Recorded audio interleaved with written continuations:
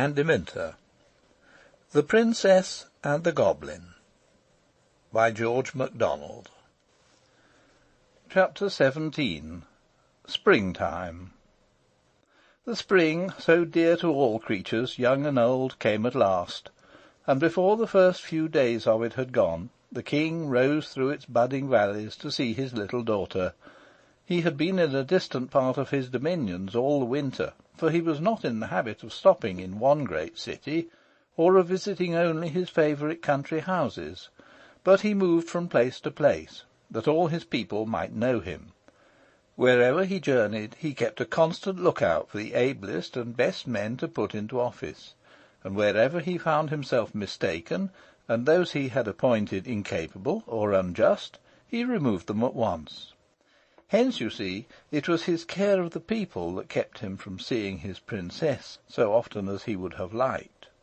You may wonder why he did not take her about with him, but there were several reasons against his doing so, and I suspect her great-great-grandmother had had a principal hand in preventing it.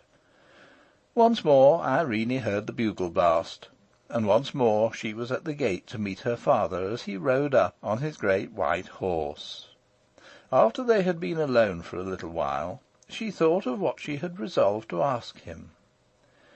"Please, King Papa," she said, "will you tell me where I got this pretty ring? I can't remember." The king looked at it. A strange, beautiful smile spread like sunshine over his face, and an answering smile, but at the same time a questioning one, spread like moonlight over Irene's. "It was your Queen Mamma's once," he said. "And why isn't it hers now?" asked Irene. "She does not want it now," said the king, looking grave. "Why doesn't she want it now?" "Because she's gone where all those rings are made." "And when shall I see her?" asked the princess. "Not for some time yet," answered the king, and the tears came into his eyes.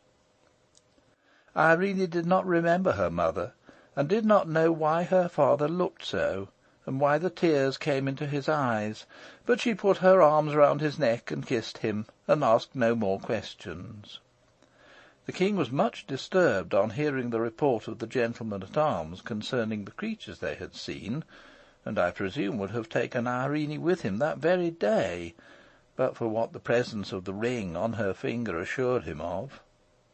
About an hour before he left, Irene saw him go up the old stair, and he did not come down again until they were just ready to start, and she thought with herself that he had been up to see the old lady. When he went away, he left another 6 gentlemen behind him, that there might be 6 of them always on guard. And now, in the lovely spring weather, Irene was out on the mountain the greater part of the day. In the warmer hollows there were lovely primroses, and not so many that she ever got tired of them. As often as she saw a new one opening an eye of light in the blind earth, she would clap her hands with gladness, and, unlike some children I know, instead of pulling it, would touch it as tenderly as if it had been a new baby, and, having made its acquaintance, would leave it as happy as she found it. She treated the plants on which they grew like birds' nests. Every fresh flower was like a new little bird to her. She would pay visits to all the flower nests she knew, remembering each by itself. She would go down on her hands and knees beside one, and say, "Good morning. Are you all smelling very sweet this morning? Good-bye." And then she would go to another nest, and say the same. It was a favourite amusement with her. There were many flowers up and down, and she loved them all, but the primroses were her favourites.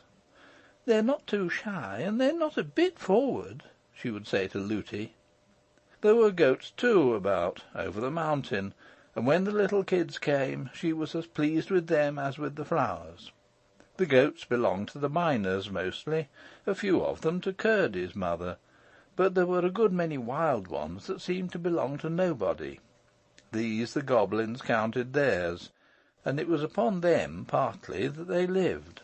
They set snares and dug pits for them, and did not scruple to take what tame ones happened to be caught, but they did not try to steal them in any other manner, because they were afraid of the dogs the hill people kept to watch them, for the knowing dogs always tried to bite their feet. But the goblins had a kind of sheep of their own, very queer creatures, which they drove out to feed at night, and the other goblin creatures were wise enough to keep good watch over them, for they knew they should have their bones by and by. End of Chapter 17.